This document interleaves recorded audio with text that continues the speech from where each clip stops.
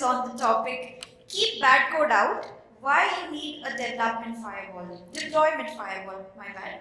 For this, I would like to invite on stage Mr. Shashank Srivastava, who is Senior Director Country Manager at OpsMax. I hope the event is going well for all of you. Okay, I wanted to listen to that. I'll add some more color to the event with the topic I have today. Keep bad code out. Why do you need a deployment firewall? The analogy is very similar to the network firewall. I'm sure you must be aware about that. So while network firewall keeps a bad person or a bad object outside your network, the deployment firewall keeps a bad code outside your deployments. Whether these are staging deployments or these are production deployments. Now, a bad code as such may have different sorts of definitions. To understand who would basically use or consume deployment firewall, we need to understand their roles and responsibilities. So for an example, how many of you are responsible for compliances or risk management? Can I see the raise of hands? Good. Quite a few. How many of you are responsible for performance of your applications or exceptional user experience of your applications? In other words, we can say reliability and resilience. Right? I see quite a few people. How many of you are responsible for developer experience? Wonderful. How many of you are responsible for application security? Quite a few. It's a mix and match of audience today here, which is a good part. How many of you are responsible for the security incident response and mitigation in the fastest possible manner? Wonderful. So, if we have to divide these ARAs, key responsibility areas, into different personas, what that means is a deployment firewall is basically fit for both the DevOps, the DevSecOps, the AppSec teams, performance, site reliability engineering, and it's basically all related to the definition of the bad code for them. So what is the definition of a bad code for, let's say, AppSec or a DevSecOps team? It's basically a code that inflicts security vulnerability in your releases, in your production environment, right? The definition of a bad code for a site reliability engineer or a performance manager would be like something that is inflicting a CPU spike, a memory leak, triggering a high response time, leading to unfavorable user experience, etc., etc. And for a DevOps manager, a bad code would be something like that is leading to frequently failed pipelines. All of this can be managed and mitigated. When I say bad code, when I say deployment firewall, it's an overloaded term, but you can basically achieve all your KRAs in a very, very simple manner. 3 easy steps. Not so easy, actually, but yes, we make it easy. You can keep the bad code out. You can enforce compliances to ensure the code is out, and then you can automate this entire thing. Kind of overloaded.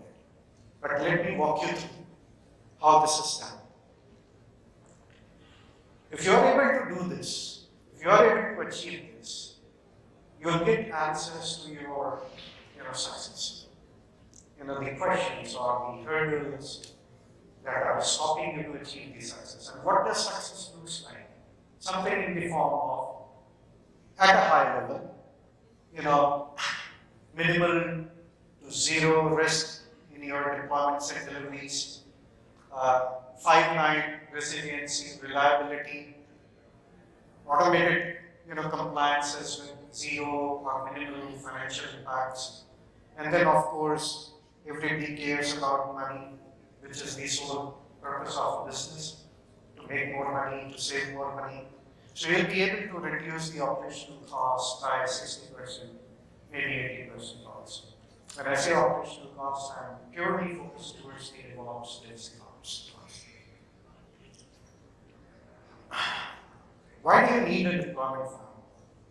I guess in some of the previous sessions we have seen what does a DevOps scenario looks like. Every company begins something from here. Everything begins from a pipeline. Right? This is what enterprise typically design. How would they operate? Like you have a single path for code to cloud. You've been working on several sorts of applications, could be monoliths to begin with. And then you have a centralized team that design, manages, and operates your DevOps processes. Right? This is how everybody begins. But this is what the reality looks like. This is where they end up. Right? You have multiple teams responsible for multiple applications. You have multiple paths from code to cloud. There's no single process or workflow. Distributed teams follow their own workflow. Distributed teams have their own set of preferences for tools, technologies, etc., etc. And this is what makes it very difficult for the DevOps or the DevSecOps to have a control on the entire, compliance or control checks that are needed to make your organization secure, scalable, and efficient. The deployment firewall basically fits into any kind of scenario, be it the old world scenario, be it the new world scenario for you. How does it fit? Like I said, everything starts from a pipeline. Right? This is what your typical, at a high level, a typical pipeline would look like. You have the code, development checks in the code, you do some sort of a scanning, then you basically create a build, then you basically test it out. Once everything is okay, you put it in some artifactory and then you basically deploy, operate, and so on. And like Sanjay said, if something goes wrong, you have a rollback. Rollback doesn't need to be painful. Sanjay in the previous session, by the way. So I'll touch upon those things also. So this is where deployment firewall fits in. The deployment firewall is focused around a simple stage, which is the deployment stage. This is where deployment firewall fits in. Deployment firewall works on three elements. Number one, you should have a set of rules, deployment rules or policies that you would like to enforce. These rules will take data from your pipeline, your DevOps toolchain, whether it is Jenkins, whether it is GitLab, whether these are SAST, DST tools like Sonar, Keynote, Aquasec, checkmarks, etc. Doesn't matter, whatever tool you are using. Deployment firewall is technology agnostic. It can coexist with anything you have in place today, or you may be thinking of having tomorrow. So deployment firewall takes data from your pipeline, it analyzes that data, feeds that into a policy, makes it a dynamic policy, and enforces it in deployment stage. So three elements: data, set of rules, and the enforcement layer.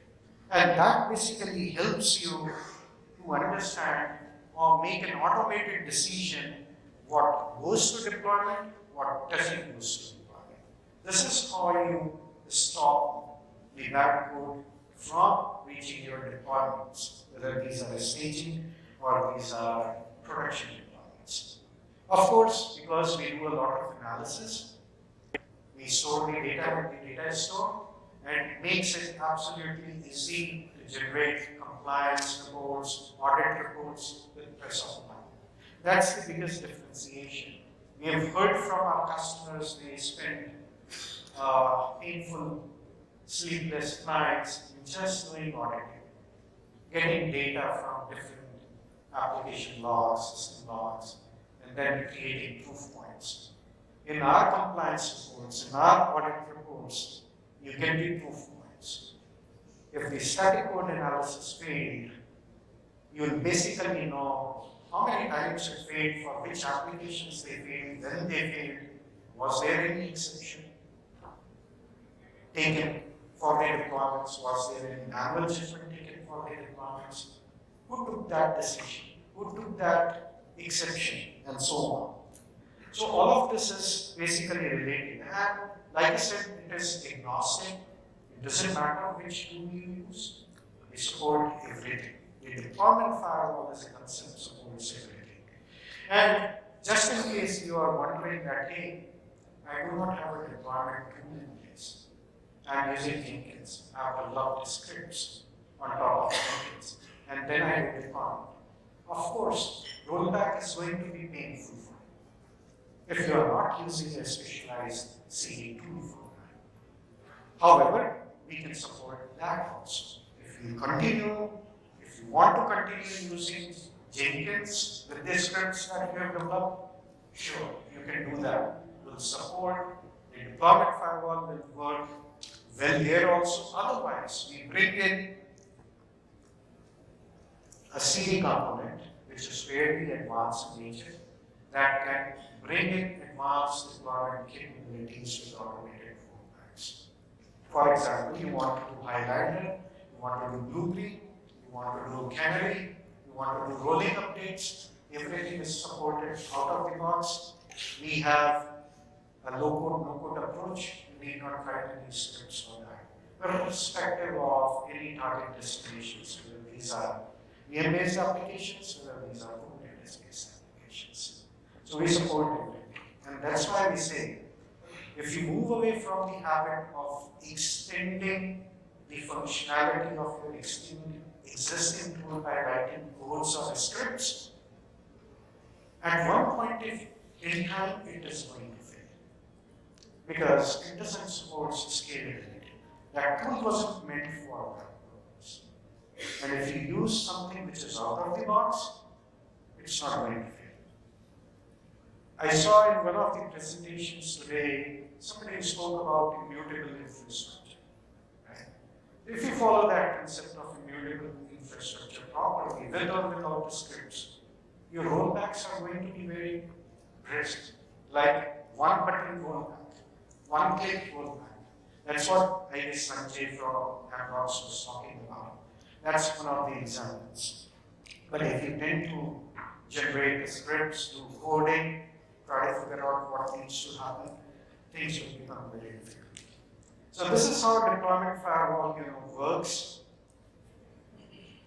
Like I said, three elements. The data, you already know what data comes into. We connect to all the EAS, ESAS, governance tools, etc., etc. So data is at our fingertips. But when it comes to having the set of predefined rules of policy, we bundle all the commonly used tools that we have come across with our customers into the product already. Whether you follow specific frameworks like NIST, CIS, SOC, SOX, or industry specific regulations like HIPAA, HITRUST, etc., we support everything. All of these are bundled within the product itself, including the frameworks. In case you want to have your own custom code, we provide you the ability with the rules genie to create your own custom code also. Let's quickly look into what we are doing with our customers. I'll only go through certain pieces. What do they actually see in form of a dashboard on their slides? This is a high-level executive dashboard of the security posture of your applications. Right? How many application risks are there? What's the overall application or supply chain security risk score for your application? How do you compute the delivery bill of materials, which is very similar to the software bill of materials, right? So you know that, okay, your application is made up of like X number of components that together create the application or service. What gets deployed is basically delivery You can do a smart diff, you can basically do a smart diff, right, using our tool. And you can actually check that, did you really deploy what was meant to be deployed? You can even certify your artifacts and do a smart diff and basically compute the artifacts that you deployed, were they certified or not, and so on. So, the deployment firewall is not just about a layer on top of your existing products. That's typically what initially people think like that. Oh, I have like 5 or 10 different tools already. Why would I require this tool? There's a specific meaning for the tool that I'm presenting today. Exception management, why would you want to take an exception to allow some release to happen even if there was some warning or visibility? How many deployments were allowed? How many were blocked? How many were allowed with exceptions? How do you do automated risk assessment using metro system log analysis? Like I said, comprehensive audit reporting, nobody offers that. Attestations of artifacts. This is my last slide. I don't want to bore you after for lunch. So a lot of customers, that you currently see, or the logos that you see on the slides are, like I said, are tier 1 customers, very demanding, very challenging. We've been able to support them for like more than 3 years. We've been working. They're a small enterprise, but we are big enough to care for our customers' requirement. We have all the experience of large scale CD and design projects. We understand security and compliance space.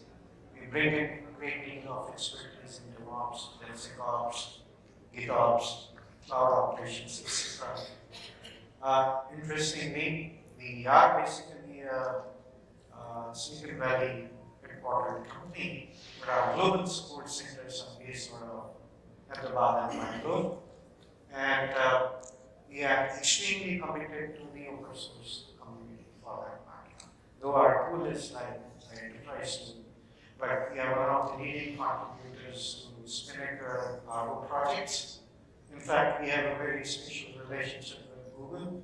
Google is our customer also. Google is our partner also. We represent Google on this Spinnaker project. That's pretty much it. I'll be happy to take any questions. We are there at the booth in the showcase area.